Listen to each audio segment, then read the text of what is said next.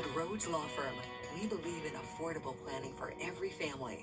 Whether it's just you, your pet, and your cozy apartment, you're just starting a family, or you want to ensure that everything you've worked for is passed down to your loved ones, we'll help you find the plan that fits your life and keeps your family and estate protected, even after you're gone, providing certainty and peace of mind during uncertain times. Rhodes Law Firm.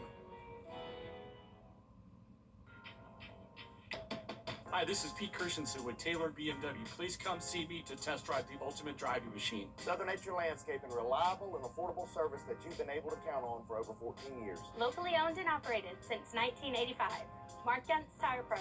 Love the drive. Culver's of Grovetown. Welcome to Delicious. Tub Doctor. My grandpa can brighten up your old bathroom with a refinished tub for a fraction of the cost. Super Saver, coupons online, anywhere, anytime. Just show your phone. For insiders like Rick Jackson, it's all...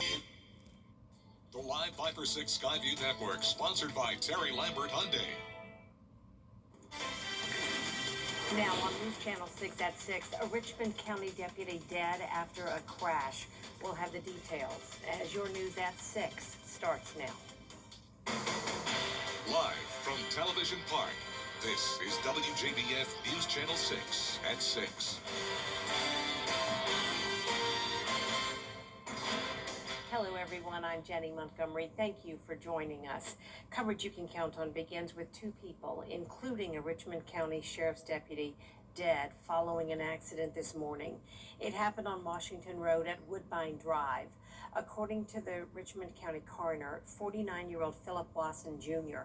was driving westbound on Washington when a vehicle crossed the center lane and hit his vehicle head-on. The driver of that car, 57-year-old Heather Lanier, and Wasson were killed. Wasson was a longtime deputy with the sheriff's office. Kim Vickers is in the studio now with more. Well, there has been an outpouring of grief on social media since the announcement of Deputy Wasson's death. He's being described as a good man, a good husband and father, and a good police officer. Wasson was the second Richmond County deputy to die within just a few hours. Deputy Jailer Michael Davis, a 28-year veteran of the Sheriff's Office, died on Tuesday afternoon after a medical emergency. Sheriff Eugene Brantley releasing a statement saying, in part, "They were deputies, co-workers, friends, and members of our family. They were our brothers. Our hearts are with the Davis and Wasson families, as well as the men and women who served beside them." I reached out to a local counselor to find out how something like this could impact an organization. First, I'd like to extend my heartfelt condolences to the families and to everyone involved. It's such a tragedy. You know, any unexpected loss will cause a myriad of emotions, grief, fear, things of that nature. So it's very important that emotional support be provided immediately. A service information will be released once arrangements have been finalized. Jenny? All right, Kim, thank you. That is such a sad story. Chief Meteorologist Jenna Petracci joins us now for a first check of the weather. Well, here's the reason why we had a 10% chance of rain today. We actually have one little shower here along Highway 301 in Allendale County. Some spotty showers in the southern portion of the county as well. Now, the rest of the CSRA is absolutely bone dry. Now, we do have some storms out in the distance, so heads up Bamberg, Barnwell, Allendale, and Screven counties. Some pop-up activity is possible for you over the next couple of hours, but most of us will stay dry. We have some cloud cover here on our Terry Lambert Hyundai Skyview cam at Augusta Regional Airport. Here's our almanac there today. We had 72 degrees this morning, then 99 in the afternoon. That does break our consecutive 100-plus degree streak we had going for 2 days, but we were definitely close to 100. And some places even still got up to around 101 today. 99 still in McCormick and Lincolnton, but 97 in Evans and Edgefield, Aiken at 96, and 97 down in Swainsboro. Notice the winds coming out of the north now. The winds are up to around 8 miles per hour, and those winds are bringing us some drier air, especially in our western counties. Dew points are in the lower 60s, so that's making it feel not quite as humid today. You can see that heat index is in the upper 90s for those counties. Still feeling like up to around 103, though, in McCormick, 104 in Barnwell. You can see for the rest of our evening, we're going to be mostly clear, and temperatures will be dropping into the mid-80s by 9 o'clock tonight. And as we look ahead, more heat in store tomorrow. I am forecasting 100 again for Augusta with just a 10% chance of rain, then higher rain chances on Friday. I'll have more details on that coming up, but back to you, Jenny. All right, we appreciate it, Jenna. The heat is also on at the polls with early voting in the Public speaking at Augusta Commission meetings may be too much of a good thing. Commissioners hearing a lot more from people who are signing up to address issues. George Escala has the story. Because in that area, they don't have no... More and more residents coming before commissioners as speakers, but are they appearing too often?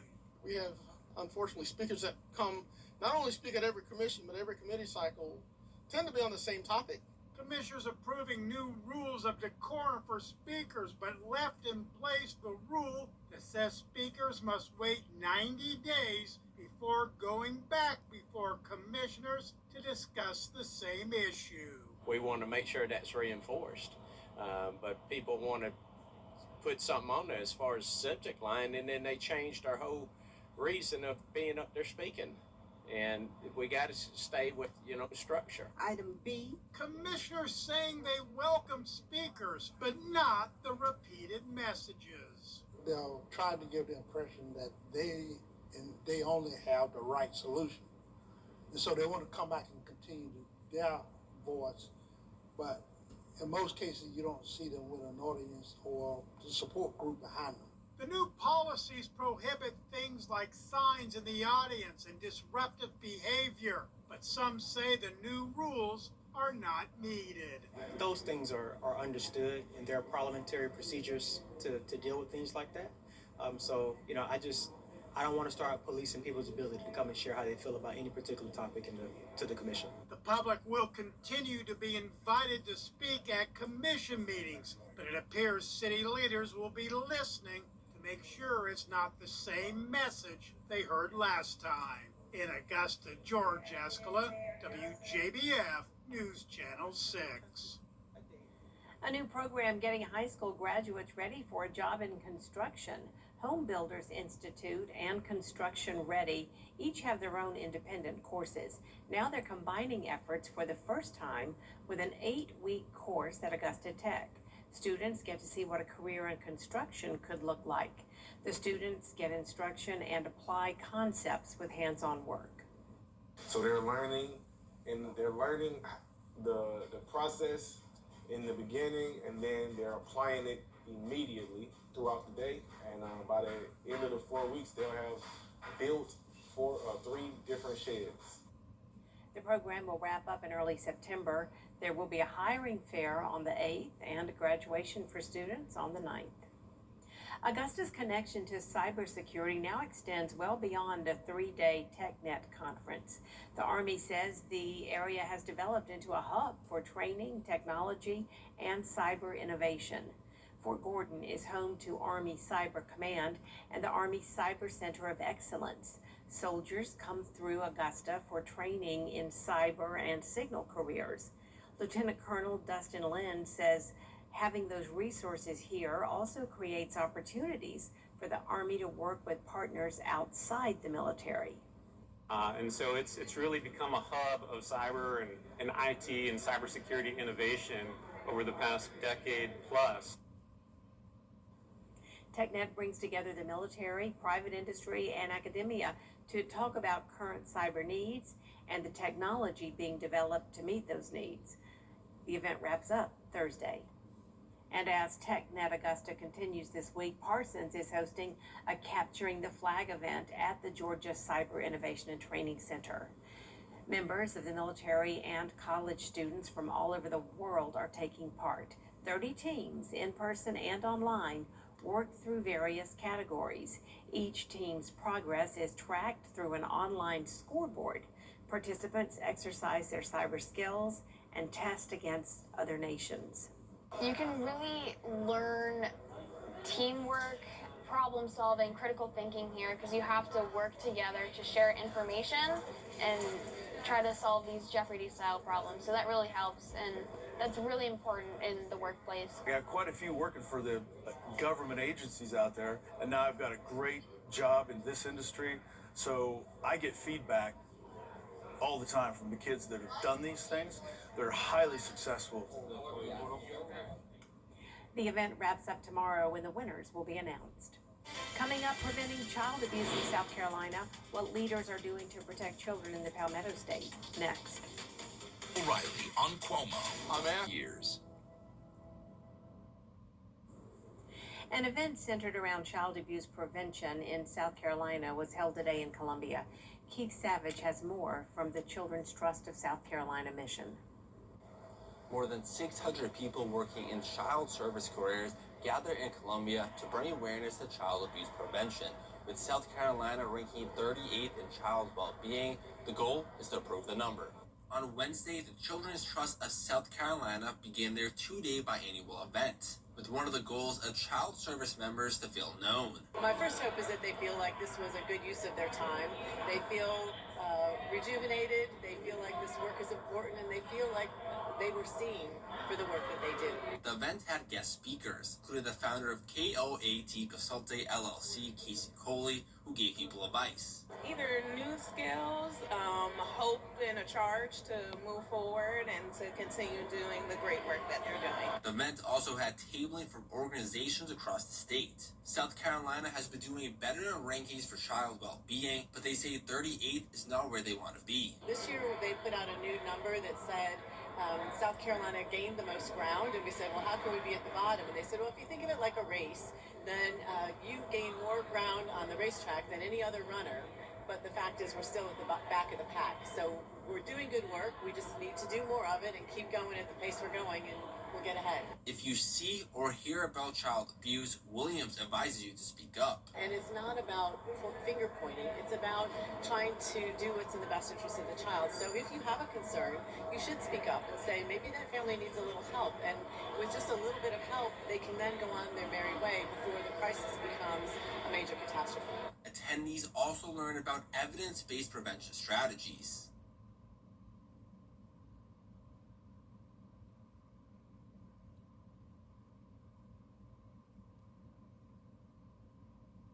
Upgrade your sleep at Ashley's Labor Day mattress sale.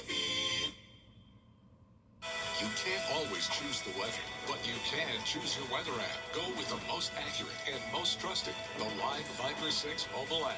Download it today.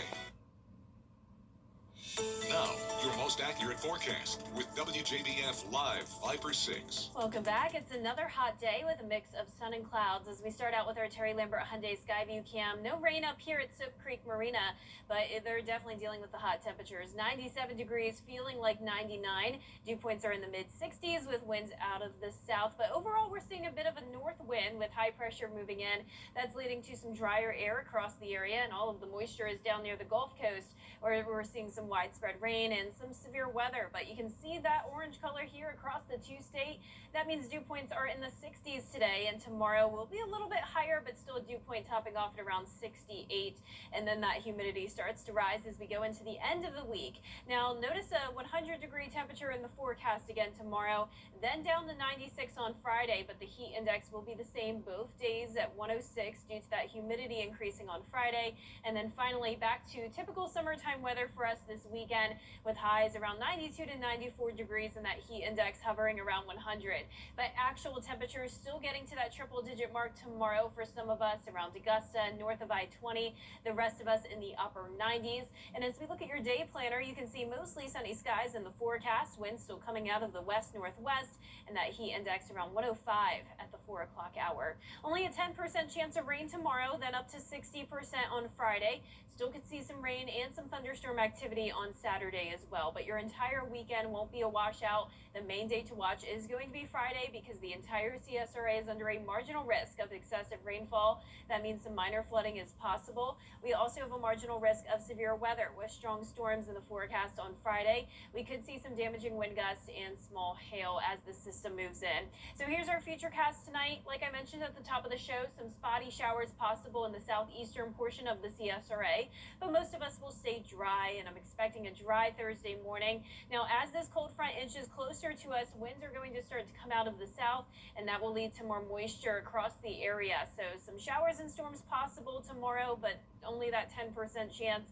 Then on Friday, a bit more widespread rain as that system moves across the area with low pressure developing. So with the cold front hanging around on Saturday, we'll still have that chance of rain then as well. But here's a closer look now tomorrow at 4 p.m.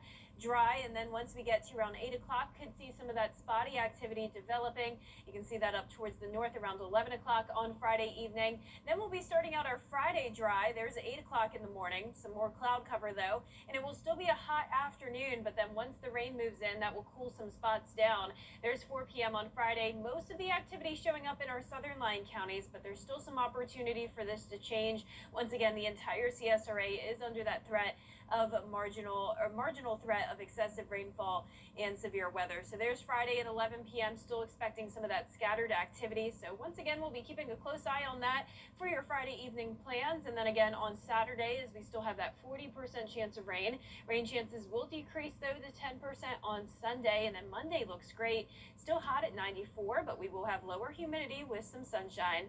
Now, congratulations to today's umbrella winner. That is Gloria Holbrook from Louisville. Gloria, you can pick up your Viper 6 umbrella here at the station and sign up to win yours on W. All right, Jenna, thank you. Coming up next, the Lincoln County Red Devils taking on the Grovetown Warriors in a key non-region matchup. Hear from both coaches next in sports. We're more than your service company. We're your neighbors. Castle Brothers provides heating, cooling, plumbing, drains, electrical, and generators with 5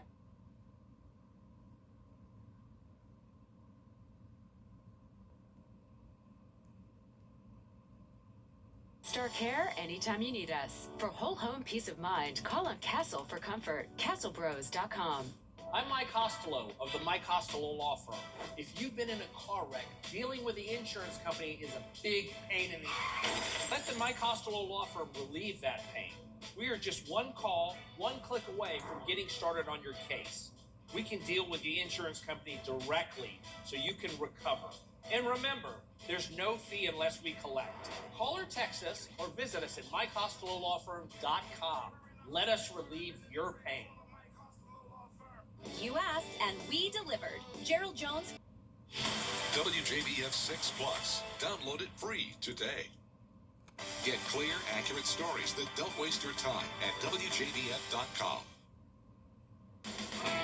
Now, WJBF sports coverage you can count on.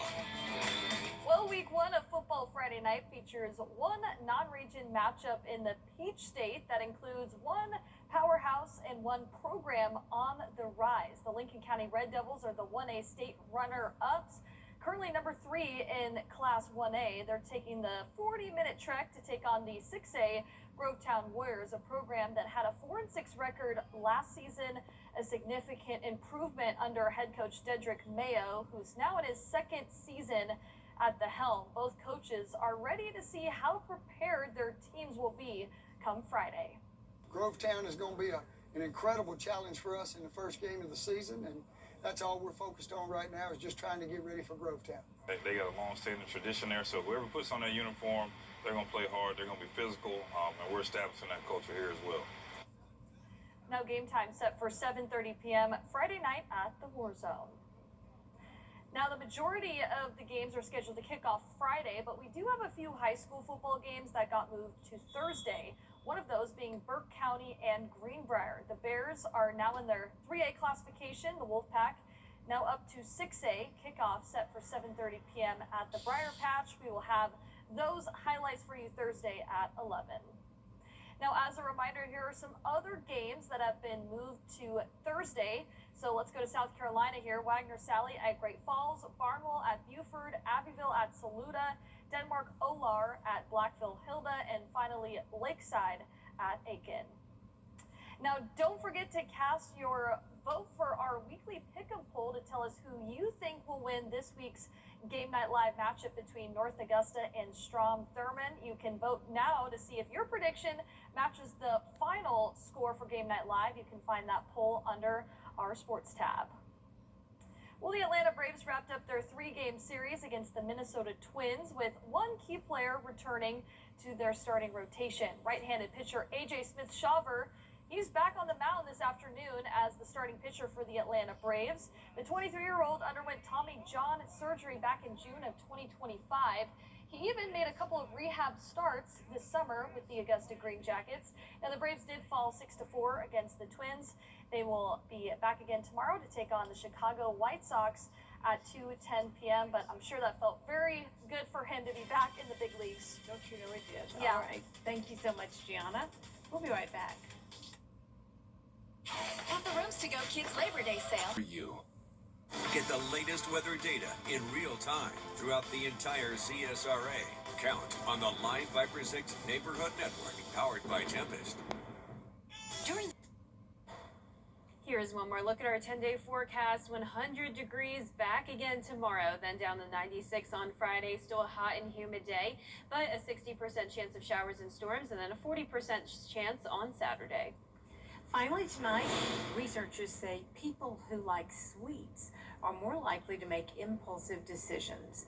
The study asked almost 150 adults about their preferences for sweets and watched how they performed tasks that assessed impulsive behavior. Those with a sweet tooth were more likely to choose a smaller but guaranteed reward over a larger reward that they needed to wait for.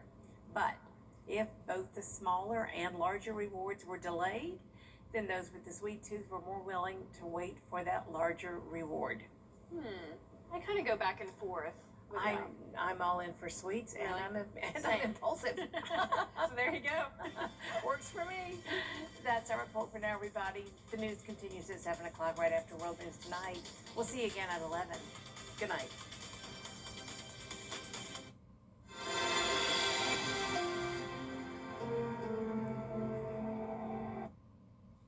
Tonight, the breaking news.